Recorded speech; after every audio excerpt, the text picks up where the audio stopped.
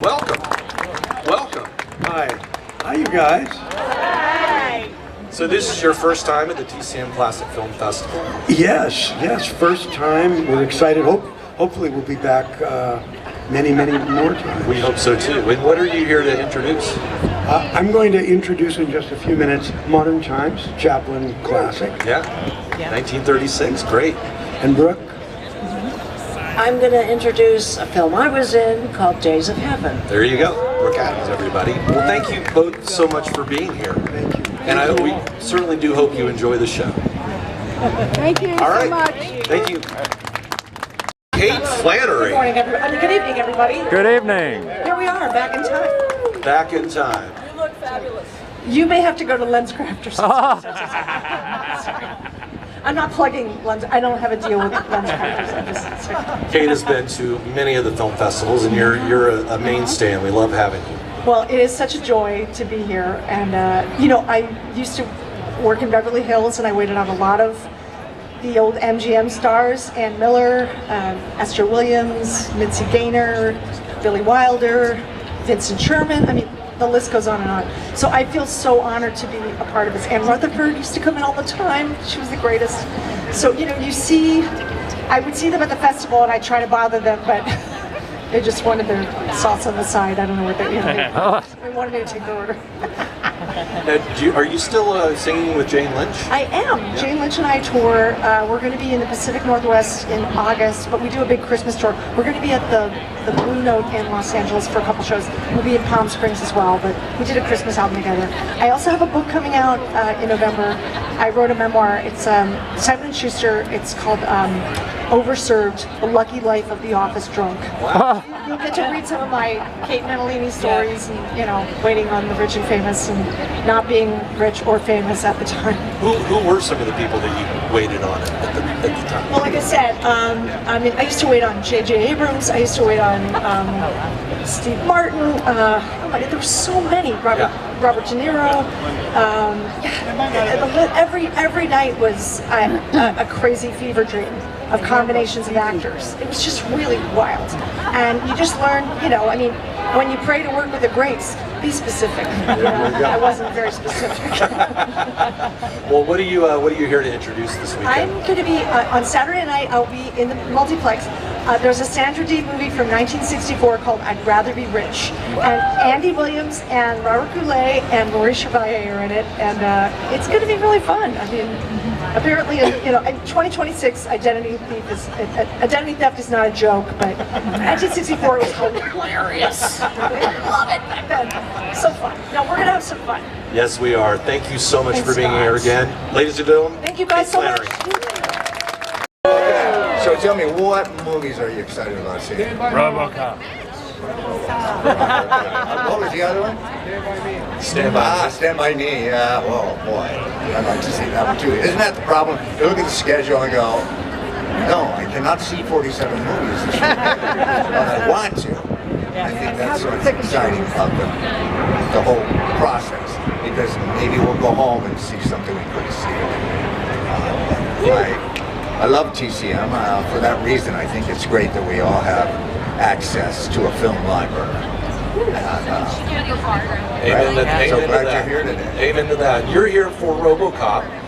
And Citizen Ruth, yeah. Playing one of the most dastardly villains ever. Yeah. Easily within the top 10. Thank you. Best villains. If you've never seen RoboCop, you got to see it for his performance. It's also very, very violent. You've been warned. But it is a brilliant satire, and that's why we wanted to show it. So glad you're here. Thank you. Also, that character was a lot of fun. Yeah. He was a character that enjoyed his villainy, let's say. So. And as you mentioned, you're also here for Citizen Ruth. Citizen Ruth, yes, which was Alexander Payne's first film, and this is a restoration. So he's very excited about seeing it. And of course, Laura Dern will be there. Fabulous actress that she is, and she was so wonderful to work with in that film. Well, thank you so much for being here. Sure, absolutely. We'll definitely have you back. Thank you. Kurtwood Smith, everybody. Thank you. Thank you for stopping. Julia Sweeney. Hey, hello. Yes, that's right. Do you need me to tell you what I've been in? She seems slightly familiar. Yeah. Is this your first time being at the TCM Classic Film No, Festival? because I was in Pulp Fiction, and 2 years ago I was on the red carpet for that. That's right. Welcome back. I think it was 57 seconds of screen time in that film. Wow. Totally But worth it. totally worth it, yes, absolutely. So what are you here this year to introduce? Well, I'm introducing Ernst Lubitsch's 1932 Trouble in Paradise on Sunday at 12:45. And Lubitsch is my favorite American director, and he's my favorite director's favorite director, which is Yasuhiro Ozu. Yeah. And tonight there's a documentary called Ozu's Diaries that I'm going to instead of Barefoot in the Park, sadly. Wow. I well, know. and in fact, we have Yasujiro Ozu on TCM next month in May. Oh, do you? Yes, he will be throughout the month Oh, of oh May. my God! Yeah. Including, I'm so happy to hear that. Including the Ozu Diaries. Oh, really? Yeah. Oh, that's fantastic. Oh, wow. How many of you people have seen Ozu movies? Anybody? Okay, well, you're going to have to watch TCM and the whole month. It's addictive. This is my new thing about it. Yes. It's a little bit like if you've never had sushi before, the first time you have sushi, it's like, oh, what is this? Like, and then you can't stop eating it. That's like Ozu. Like, there's an adjustment. Because it's very, people say slow, I just say life. It's meaningful life, watching this meaningful life, the things that, he's not so into plot, he's into character change and just all the events that we all go through. Marriage, people dying, changing your job, all those kinds of things. And they're really addictive. And also in our crazy culture of everyone on the phone all the time. I'm talking to you. It's a more than ever an antidote to our crazy fractured times, an Ozu movie. Well said. Well said. Thank you for hearing that, because I thought I was on the red carpet to talk about Ozu. And then they were asking me about Barefoot in the Park, and I was like, I'm here to talk about Ozu. And I said what I prepared to you guys. Well, thank you. Thank you, Julia Sweeney, for being here. And you're welcome back anytime to the TCM Classic Film Festival. Thank you. I will. Thank you. Thank you. You look dapper as always. Thank you very much. And so, what are you going to be doing this weekend? Well, right now I'm going up to the multiplex to interview Jan Hanslick from Anti-Mame. I think he's the person here from the Longest to Go movie, because he was 12 when he made it 68 years ago, and he's 80 now. And I love Anti-Mame, so I'm very excited for that. Later tonight, I'm interviewing the whole cast of Grease 2. Well, not Michelle Pfeiffer, but the other four at the pool. And then I've got Leslie Ann Warren for Big Victoria. I've got Jonathan Sheck for That Thing You Do. I have Andrew Rannells, who's a friend of mine. We're going to do Swing Time together because he's from Omaha, just like Fred Astaire. And I'm doing, did I say Father of the Bride with Kimberly Williams? Yeah. I'm doing that. Yeah, and I'm excited for that. I will also note that Dave is going to do his, I believe, his first show in Club TCM this year. Yeah, I've never done a show. Right. Right. I've done only conversations. Of course, and it's called Music and Musings. right. And what is the gist of this show? It's an hour-long show where I'm going to sit at a piano and I'm going to play some songs for you and tell some stories about my life and my career. I'm going to shamelessly drop some names, and we're going to show some movie clips, and it ends, I will just say, with something really, really cool. There's an amazing singer who I'm a fan of, who has agreed to come and sing a song that while I accompany them at the end. It's going to be So mysterious. But I'm telling people that I will finish at 5:55. I will not go the full hour. People will have time to go to That Thing You Do or whatever else might be playing at 6 o'clock. I think Josh Mankiewicz and Ben are doing a movie at 6. Yeah. Is it Ace in the Hole? I believe it is. Okay, so I will not make you miss a 6 o'clock movie. I will finish in time. Well, that's really good to hear. Well, that's a professional. That is a professional. That is a professional. Right. Dave, It's great to see you, buddy. All right, I'm off to the multiplex. Have Dave Karger, everybody. Hi, Dave. Thanks, buddy. Kalish, if you've been over in Club TCM, if you saw the Meet TCM panel today, we had noted some of the artwork along the walls. This is the gentleman who created that artwork. Kalish. Thank you. So much. So this is your first time being at the TCM TCM Classic Film Festival. Absolutely. Tell us, what do you think so far? This is the coolest week ever. I got a chance to go in and help place some of the sculptures and take a look at that room. It's so classic. My studio's here, I live here, so this is my backyard. So roll out of bed and here we are. It's such a perfect place to do this. It really is. The hotel's got so much charm and character. Michael is quite an artist of renown. He created this installation in Louisville, Kentucky, which was an artwork inspired about Muhammad Ali. And he even did one about Steve McQueen. Yes, absolutely. Using paint and a motorcycle. Yeah, that worked out. It was better when I created it and it wound up working out at the end. But it was a cool performance piece for it. And there's a interstitial on TCM running that is all about Michael and his artwork, particularly the artwork that you see over in the Club TCM right now. So I can't wait to see it. Looks good. Yeah, it does look great. Looks great. Awesome. So thank you for being here. Thanks for having me. Very nice to meet you all. You've all seen the movie? Yes. You've had 50 years. Right, yes. We have And done another that. one. It's so great to have you guys here. I want to know, how many words did Walter Matthau teach you? How much different kinds of profanity, perhaps, did he teach you? Well, you know, it's funny, if you watch the movie, there really isn't any profanity in it. There's some racial epithets, which would not be acceptable today. I think if we filmed it today, they probably would have had a few F-bombs in there somewhere. But back then, that was taboo. How was he to work with kids? Walter was a true professional. I think we all learned a whole lot from him. I remember one piece of advice he gave me that I never forgot was, David, don't ever put whipped cream on top of the whipped cream. I'm still trying to figure that out. A hat on a hat. Yeah. That's exactly right. That's right. Yeah. He was brilliant, and he told jokes all day, and he kept, a bunch of young actors focused, and he couldn't have been more delightful. Fantastic. Well, thank you guys so much. You will have a lot more stories to tell when we show Bad News Bears later on this weekend. Sunday morning at 9. Thank you guys so much. Enjoy the show. Kenny Rohde. How's everybody? Okay. He's a tall drink of water, is he not? Yes, he Let's is. see. Bo, Larry, Curly, where's Shep?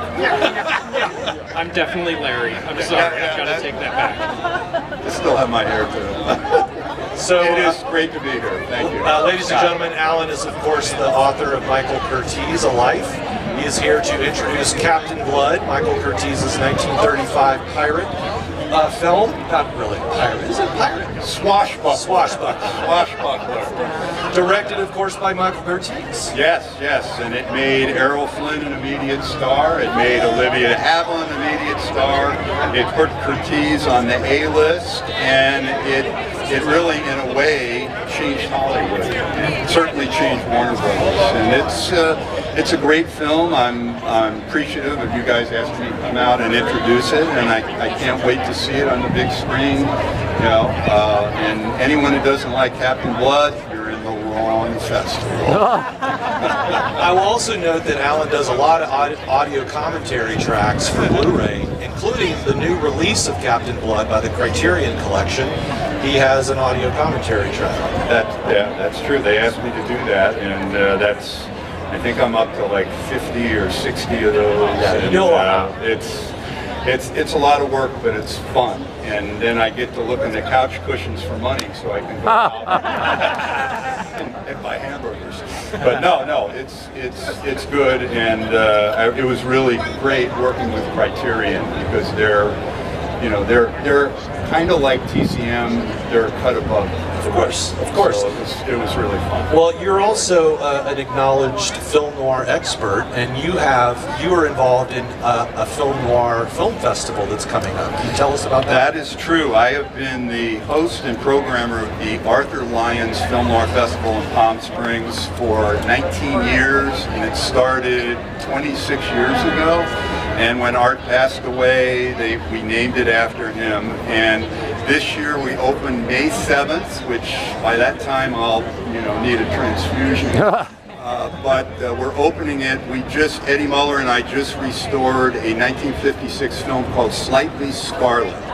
with Rhonda Fleming, Arlene Dahl, John Payne in widescreen and Technicolor. It's our first widescreen and Technicolor restoration out of about 20 films that we've restored.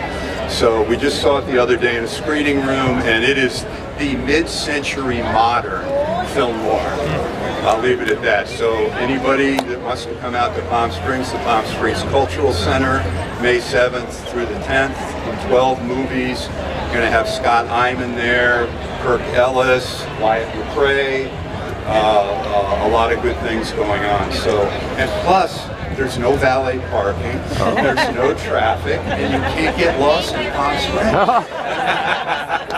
It's the perfect place. You can lay by the pool and go see a movie. Ladies and gentlemen, Alan K. Rhodey, thank you so much for being here. See you, buddy. All right, see ya. We're going to be here for The Thing from Another World. Yeah, tomorrow I'm doing Thing from Another World, which is like probably my favorite sci-fi movie of that era. Yeah. What is it about Thing from Another World that it makes it different from others? I mean, because we're showing another film from 1951, The Day the Earth Stood Still. I like that too. So what is it about The Thing that Day makes the Earth it Stood different? Still is very high-minded, and that's fine. You know, there were a lot of those kind of movies then. The Thing from Another World is kind of has that Howard Hawks, you're actually there thing. People are talking like people actually talk. I really feel like you wouldn't get the Alien movies without Thing from Another World. It's like, it's a haunted house movie and a sci-fi movie. There's even specific beats from Aliens that you'll see in that movie. I think it holds up really well. Well, fantastic. Well, Ken, thank you so much for being here. Thanks for being here, everybody. It's a great festival. All right, Ken Jennings, everyone. Wonderful. Diane Baker, everybody. How are you? Fabulous. Good to see you again. Oh, Jane Fonda. Jane Fonda. Welcome. Come on. Oh, no. How are you all? We're all good. Not as beautiful as you. I have nothing to say. No, you all look good. So do you. How many people come from away outside California? Florida. Oh, so most. Where? Florida. Virginia. Boston. Delaware. Florida. And you're just out here visiting, or what? Came to see all of you. My son Prince, right here, next to my dad's. Bye. Bye-bye. Jane Fonda, everybody. Thank you so much. I want to come in on the tail end of that. You can't. She's on another planet, wonderful world, and we have to respect everything she's doing to help us through this. She has an important I'm voice. telling you, she has a major voice right now, and maybe one of the few that we all know and love. And tonight's special. So, are you all going to get in and see the film? No. That's why we're here. They won't let us. But I'm out here too, so we're not too far off. Well, you're on this side Great of the to wall. see you, all of you here. Diane, it's always a pleasure. No, I love these events. Last year you had trouble not getting TCM on Spectrum. Were you able to straighten that out? Yes, I got it. I was in here when you were talking about it with these gentlemen. And the same thing happened to Canceled us. it for a short, and then everyone must have called back and said, please, dear God, give us Good. that back. Anyway, I just came back from the Chiller autograph show in New Jersey, and I ran into all my old friends. People played my daughter, like Pamela Verdon from Tree Groves in Brooklyn, and Smith from Silence of the Lambs, who was in the pit, and it was wonderful. I thought, who else? There must be another child or person I was mother to. You get to a point, as you all will slowly find out, you know, it's numbers.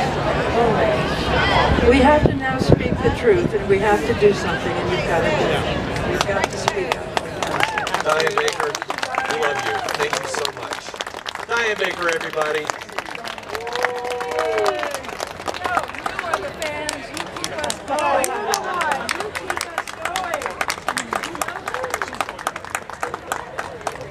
Kevin Pollock over there. Hey, Kevin. Kevin Pollock. Welcome to the festival. Please don't get up. Man about town, professional gadfly. Wow. Thank you, Scott. We always have the perfect intro. You are here to introduce what film this weekend? The Bamboo Blonde. Wow. Which I'm sure for many, has anyone seen The Bamboo Blonde or ever even heard of The Bamboo Blonde? No. Well, that's excellent. I love that. This is a B movie from 1946, made as a second feature, low budget, no major stars. It stars Francis Langford, who was a big singing star of the day, but not a big movie star. And it has Jane Greer in a supporting role. And it was directed by the great Anthony Mann before he became the great Anthony Mann. It was the last B movie assignment he did before his noirs.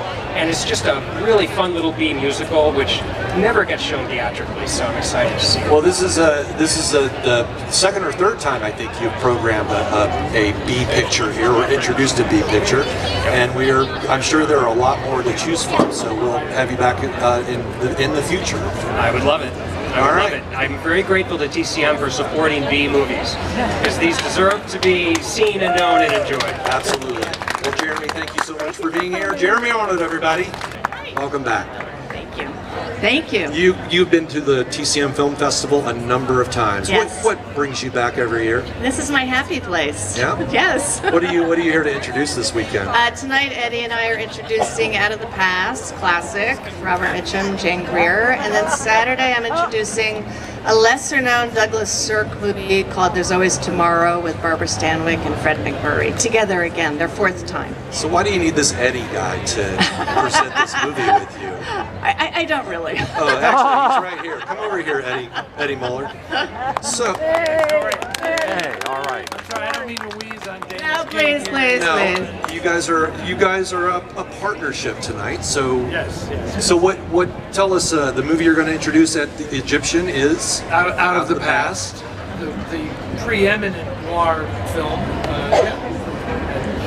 And then I'm doing Days of Heaven after that at the same venue. With Brooke Adams. With Brooke Adams, yes. Yes. I just learned you guys are good friends. Yes, we are. And if nobody's read Eddie's book, Noir, you call it Noir City? She gets a commission. No, every but time the she title says is Dark City Dames. He has a fantastic chapter in Jane Greer in it that I learned a lot of things reading. Yes. There's a lot to learn. Who knew that about Rudy Valley? Rudy Valley and his massive pornography collection. Wow. They were married for 3 months. Hence, they were married for 3 months. The things you learn on the green carpet. I just noticed for the first time. It's like I feel like playing Pepper out here. You know, there's a little. Okay, are we good? You are good to go, ladies and gentlemen. Dana Delaney, Eddie Muller.